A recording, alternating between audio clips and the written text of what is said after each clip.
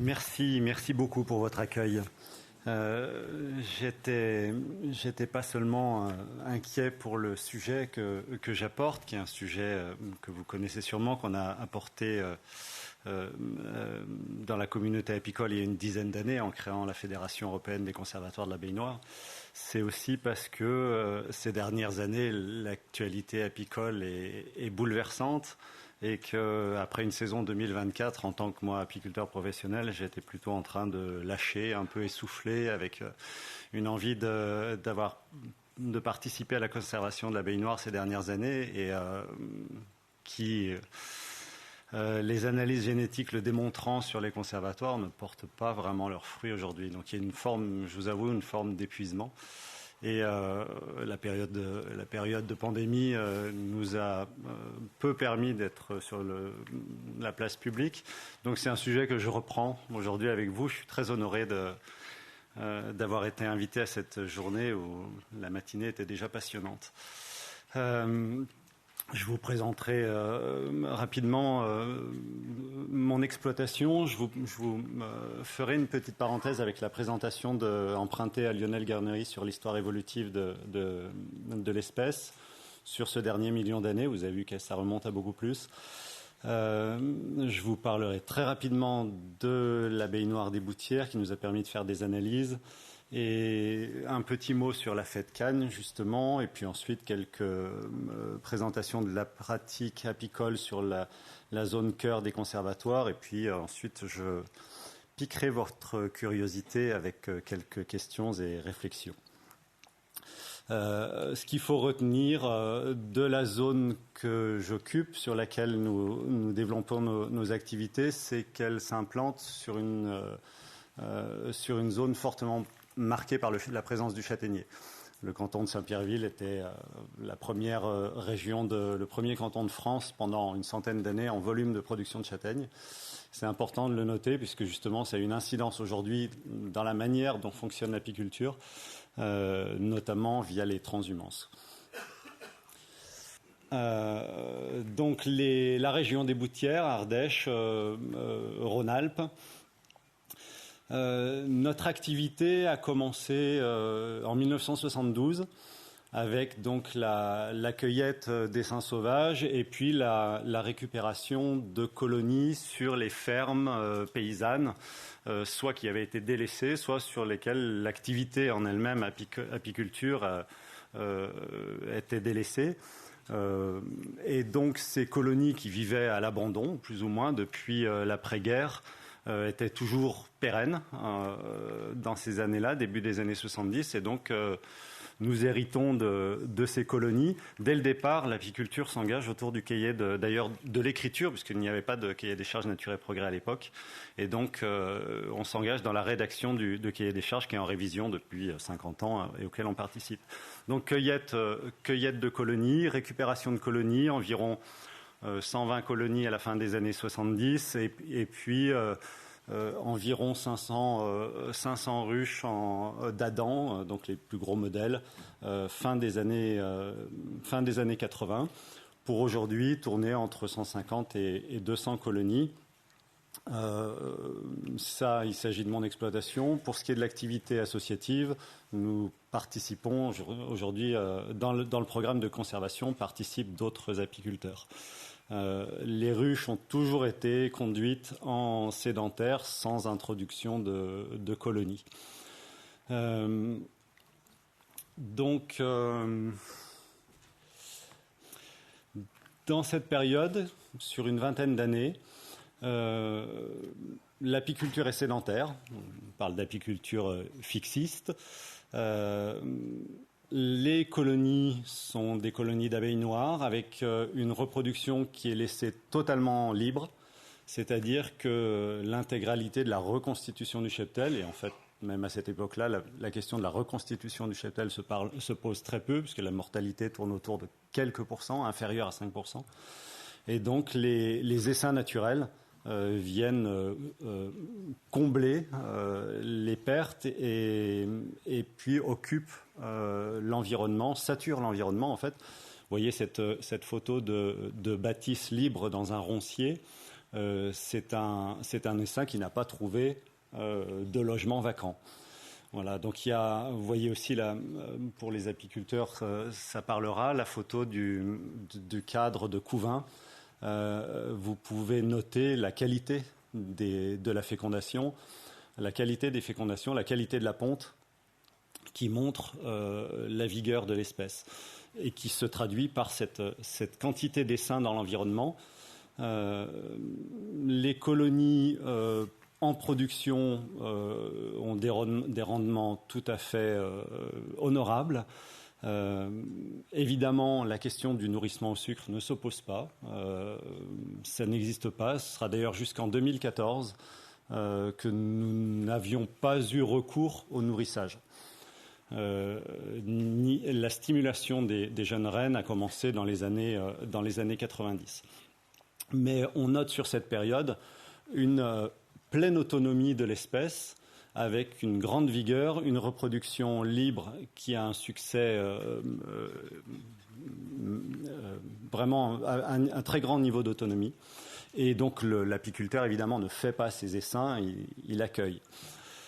Dans la période des années 90, tout bascule avec un petit parasite que vous connaissez très bien, qui continue aujourd'hui d'être un élément déterminant dans les difficultés que l'abeille mellifère rencontre.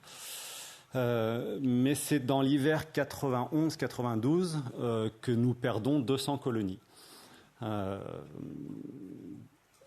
Voilà, ça a été le consécutif à l'arrivée de varroa, qui est arrivé chez nous en 88, donc 82 en France. Plusieurs années après chez nous, parce qu'on est dans le fond des vallées d'Ardèche. À l'époque, la transhumance est quasiment inexistante. Donc varroa a mis du temps à arriver. Et 88, c'est à la fois l'arrivée de varroa et l'observation dans les colonies des premières traces d'hybridation, ce qui engendre des mortalités. Là, j'étends un petit peu cette présentation à ce qui se passe de manière générale. Ces mortalités sur le territoire national ont engagé inciter les apiculteurs à se tourner vers les importations. Et donc la présence de varroa décime les colonies entre les mains des apiculteurs, mais également la population à l'état sauvage. Alors que jusqu'à cette période-là, on observe une saturation de l'environnement par les essaims et une présence très forte de l'espèce native. L'hybridation, à ce moment-là, engendre elle-même à nouveau des pertes en important ce que Lionel Garnery appelle des combinaisons génétiques non adaptatives. Et ces pertes augmentant, on rentre dans ce phénomène de renouvellement artificiel et dans lequel on est pris au piège, peut-être d'une certaine manière aujourd'hui. Se pose ensuite la question de l'ensemble des parasites, des pathogènes qui planent au-dessus des abeilles mellifères. La question de la lutte chimique contre varroa, qui a fait se développer des phénomènes de résistance de varroa vis-à-vis des produits de traitement. Ça a été une des revendications la décennie précédente de la filière, d'avoir des nouveaux produits de traitement, justement, qui révèlent cette difficulté à lutter contre le parasite. Et puis donc résistant, et évidemment, avec les importations, mutualisation des pathogènes. Et en 2003, les échantillons qui avaient été congelés, notamment aux USA, démontraient déjà 7 ou 8 virus, je crois. Aujourd'hui, on trouve 22 virus dans les colonies d'abeilles mellifères. Et puis, évidemment, s'ajoute à ces difficultés aujourd'hui la pollution chimique, les néonicotinoïdes. On tient à le rappeler, n'ont été mis sur le marché qu'en 94-95. Vous voyez les mortalités, 3 ans plus tôt, 200 colonies qui disparaissent, antérieures à la mise sur le marché des néonicotinoïdes. Les questions de ressources, de climat, évidemment. Si on résume cette période, c'est une période de bouleversement, de forte mortalité, d'hybridation involontaire, La reproduction devient très hasardeuse. Il faut commencer à stimuler les jeunes reines qui ont du mal à atteindre leur poids d'hivernage, la quantité, à la fois quantité d'abeilles et poids de nourriture disponible stockée. Et donc c'est une période d'artificialisation de l'apiculture. Et c'est peut-être ce matin, la question a été posée de la définition de la domestication. J'aurais envie de situer vraiment la domestication de l'espèce au sens de la maîtrise de la reproduction à cette période-là. Et on peut se poser la question justement de la définition de l'espèce comme étant une espèce sauvage antérieure à cette époque et qui aujourd'hui effectivement est domestique, a été appelée domestique déjà depuis le 19e, peut-être même 18e, mais la pleine domestication pour nous se situe beaucoup plus proche dans le temps. Donc en 2015, nous créons l'association de l'abeille noire des Boutières, ce qui permet, je passe très rapidement sur les actions, les activités de l'association, mais je mets en avant les analyses génétiques qui en 2019 nous ont permis de commencer une saison. Alors on venait de recevoir les résultats et donc on n'avait pas forcément le projet de faire des ruchers comparatifs. Mais on se retrouve avec les résultats, donc à isoler les colonies d'abeilles noires de manière à ce qu'elles puissent se reproduire, se féconder entre elles, des colonies hybridées qui ne pouvaient pas rentrer dans le programme de conservation. Et on se retrouve de fait à vivre une saison 2019, je ne sais pas si vous vous souvenez, assez difficile météorologiquement. Et donc on se retrouve avec deux ruchers. Vous avez sur le rucher 1, vous avez des tableaux qui correspondent aux résultats des analyses génétiques des colonies de la lignée M, appartenant à la lignée M. Donc vous avez sur le rucher 1, vous avez 18 colonies qui appartiennent à la lignée M. Donc la lignée M, c'est la lignée abeille noire, Apis mellifera mellifera, avec un degré d'hybridation inférieur à 20%. Sur le rucher 2, vous avez à peu près le même nombre de colonies sur des lignées M avec un niveau d'hybridation supérieur à 20%, ou alors des lignées d'autres lignées évolutives, la lignée C, y compris des lignées, on a retrouvé dans nos colonies des lignées A, c'est-à-dire africaines, sans évidemment, je vous rappelle, n'avoir acheté ou importé, introduit de colonies étrangères. Donc ces colonies sont arrivées par l'apiculture environnante. Pour les questions de nourrissage, sur le rucher d'abeilles noires, vous n'avez eu qu'un très faible volume de sirop qui est rentré sur l'ensemble de la saison. 22 kilos, ça correspond à l'ensemble du nourrissement qui a été alloué à la survie de ces 18 colonies, c'est-à-dire à peu près 1 kilo de sirop par colonie. La quantité de miel récolté s'affiche, alors que sur le rucher des colonies hybridées, pour les maintenir en vie, il a fallu un passage répété de nourrissage avec un volume extrêmement conséquent. Vous avez les périodes de nourrissage avec une quantité de miel récolté très faible. À cela s'ajoute le fait que les deux ruchers sont conduits en nature et progrès. En nature et progrès, le cahier des charges nous impose de poser des hausses, donc la partie de récolte des colonies, sur des colonies qui ont intégralement constitué leur provision hivernale.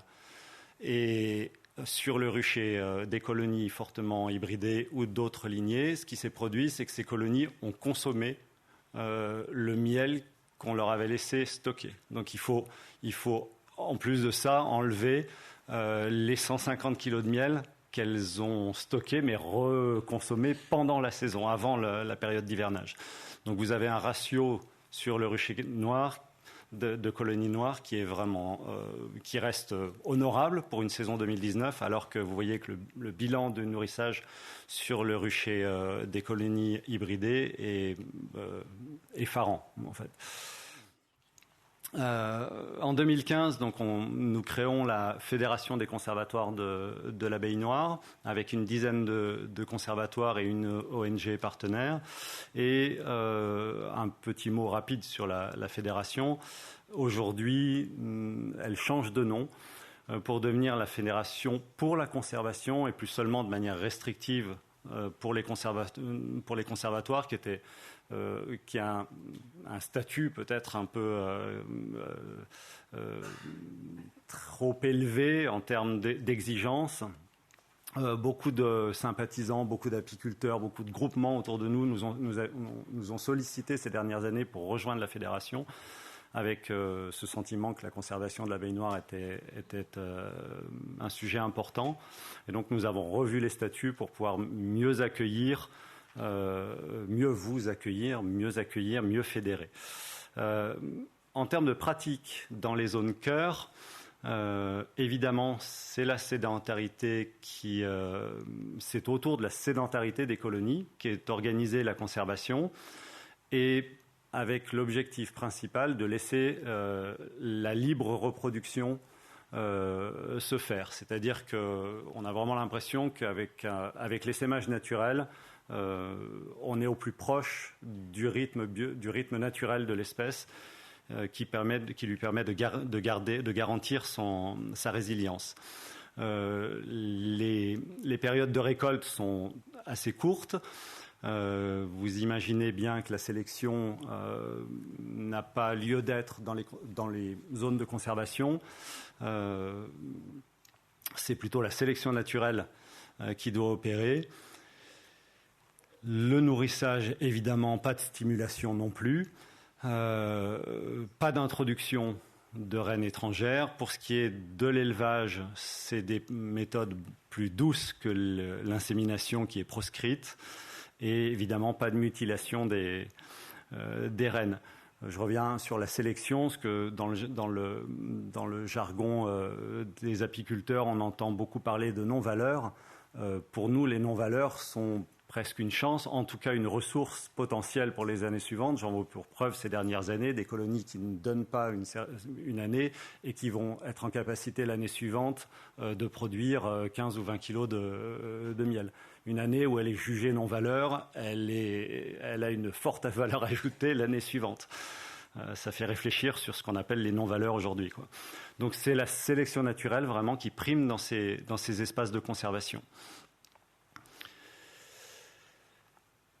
Un petit mot de pratique apicole. Les essaims naturels sont enruchés en bâtisse libre. Ils sont très vigoureux. Parfois, ils reçoivent une hausse. La charge varroa est souvent très faible sur ces colonies. Elles sont laissées vraiment pendant une longue période. Les ruches ne sont pas ouvertes. Elles sont plutôt sous-pesées, simplement. Et elles sont, pour certaines années, certains essaims naturels sont en capacité de recevoir une hausse et de produire. Et puis, à partir de la souche, la multiplication se fait en éventail. Vous connaissez certainement, il y a quelques précautions à adopter, mais cette multiplication a permis d'augmenter des années catastrophiques, comme par exemple en 2009, avec de très fortes mortalités. Cette manière de reconstituer le cheptel a permis très rapidement de remonter aux alentours de 200 colonies. Et puis, on peut même hériter, avec cette pratique, on peut hériter de cellules royales naturelles qui peuvent être prélevées quand elles sont en grand nombre, qui peuvent être prélevées pour éventuellement introduire dans une ruche qui serait orpheline. Un petit mot sur la réalité d'aujourd'hui. Pour rappeler des mots qui nous ont heurtés, je dois le dire, qui ont été publiés dans des revues apicoles tirées au niveau national. Et des mots, simplement, j'ai retiré leur auteur. Je pense que c'est pas pour alimenter la polémique, mais c'est simplement peut-être pour montrer comment ces programmes de conservation ont été accueillis. J'ai mis quelques mots en gras qui démontrent au fond l'attitude qui a prévalu ces dernières années, alors que la baignoire est réellement en train de disparaître. Les fonds publics chez nous, ce sont 60 € de la commune qui ont été engrangés dans les comptes associatifs, 60 € en 10 ans. On peut se poser la question de l'appropriation de l'espèce quand on entend parler de conserver les ressources génétiques pour les générations futures. De quelle génération parle-t-on? Est-ce que c'est pour la génération des humains ou est-ce que c'est pour les générations d'abeilles? Est-ce que c'est pour elles-mêmes qu'on les conserve ou est-ce que c'est pour nous?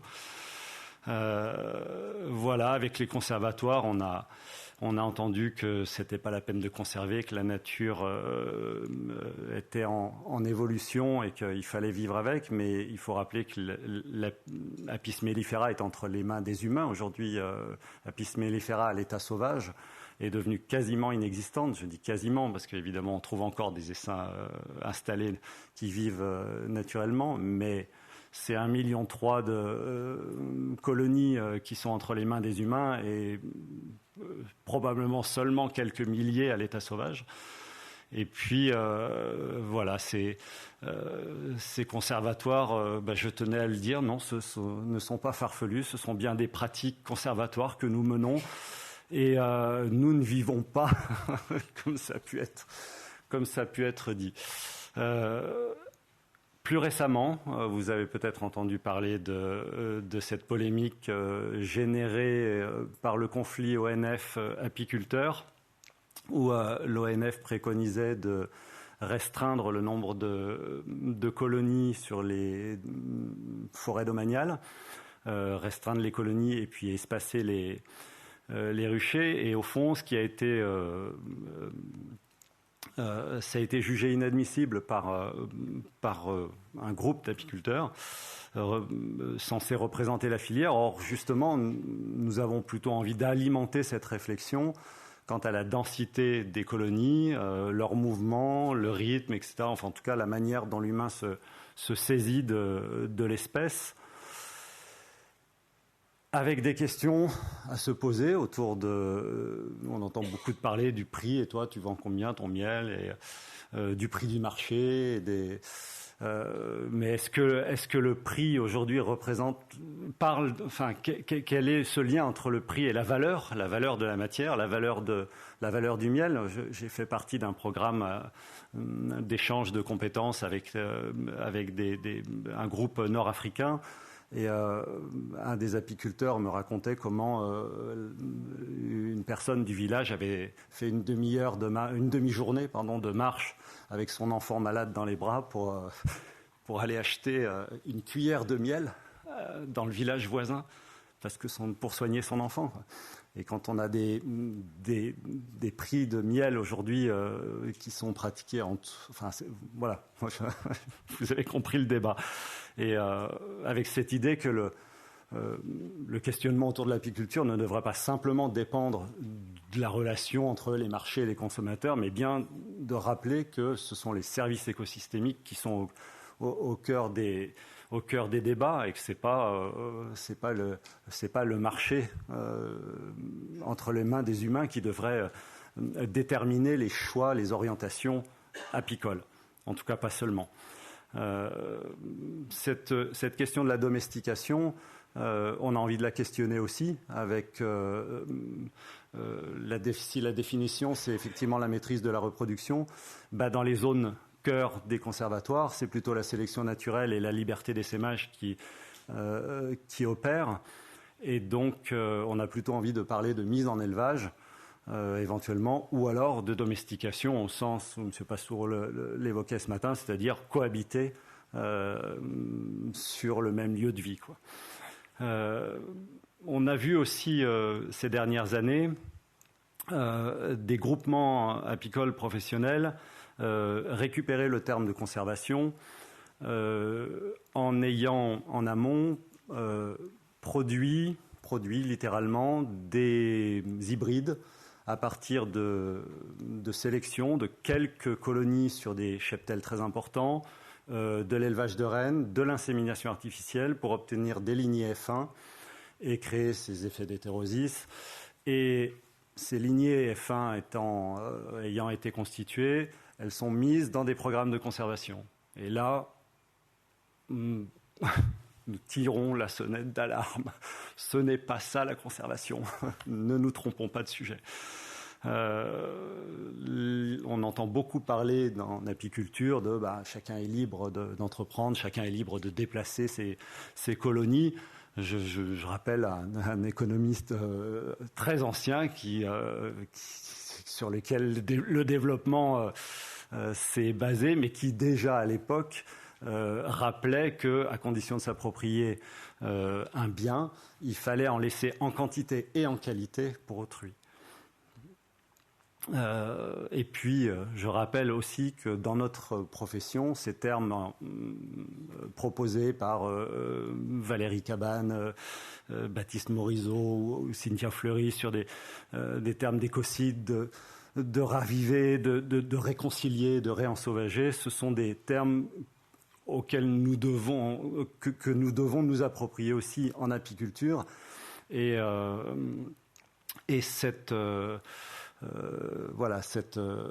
nous devons tendre l'oreille aussi à ces réflexions qui ont lieu dans le milieu agricole et qui nous concernent aussi, nous, apiculteurs. Voilà, je voulais rappeler simplement que l'abeille noire a une histoire évolutive singulière et qui n'est pas reproductible par l'humain.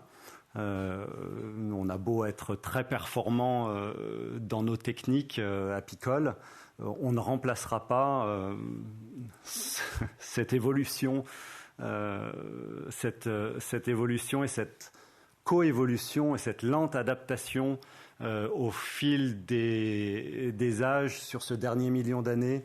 Les diapositives empruntées à Lionel montraient comment l'espèce, à partir d'un centre de dispersion du Proche-Orient, avait colonisé il y a 1 million d'années le nord de l'Europe, vierge d'abeilles mellifères à cette époque. Et il y a 300 000 ans avec la glaciation de Rhys, et puis il y a 30 000 ans de Würm, et puis avec ces épisodes de glaciation, d'expansion à nouveau, de recolonisation du territoire, puis à nouveau de refuge glaciaires, de poches de survie des colonies. Les lignées évolutives se sont mises en place avec les sous-espèces que vous connaissez aujourd'hui. Et c'est cette lente évolution qui nous permet d'hériter aujourd'hui d'une abeille particulièrement rustique. Et c'est pas avec l'insémination artificielle ou c'est pas nous avec nos bonnes intentions et aujourd'hui notre envie de revisiter notre manière de sélectionner non plus autour d'abeilles performantes, mais autour, comme ce qui est souvent avancé, d'abeilles rustiques. Ce n'est probablement pas nous qui, en quelques générations, arriverons à reconstituer une lente évolution de l'espèce. La fonction première, d'ailleurs, de l'espèce, ça n'est pas de produire du miel pour nous, mais c'est bien de polliniser la diversité du vivant. Évidemment, nous insérons dans une activité, dans une vie sur cette planète qui est dépendante non plus seulement de nos choix apicoles, mais qui doivent s'accompagner autour de nous d'une reconstitution d'un environnement favorable à la vie d'un animal sauvage. Et je remercie M. Pastoureau ce matin d'avoir parlé d'animal et non pas d'insecte. Je crois qu'il y a vraiment une particularité chez cet animal qui, j'espère, va retrouver aujourd'hui dans nos esprits et dans, c'est peu de le dire ici, retrouver dans notre législation une revalorisation de sa nature sauvage qui aujourd'hui rend difficile sa conservation, justement, du fait de sa catégorisation en tant qu'animal domestique. Et dans l'urgence, je crois qu'il est important, avant qu'elle se réduise à plus rien ou plus suffisamment pour pouvoir entretenir ces populations, dans l'urgence, il y a un besoin d'allouer des territoires à la conservation de l'espèce et à une conservation in situ et une conservation vivante et non pas sous cloche comme ça a pu être reproché au conservatoire. On veut mettre des abeilles sous cloche. Ben non, justement, c'est bien là tout l'enjeu, c'est de trouver une manière de coordonner sur nos territoires des activités qui permettent dans le même temps la conservation de l'abeille noire avec, sur ces populations, une sélection naturelle qui continue d'être opérante. Je vous remercie.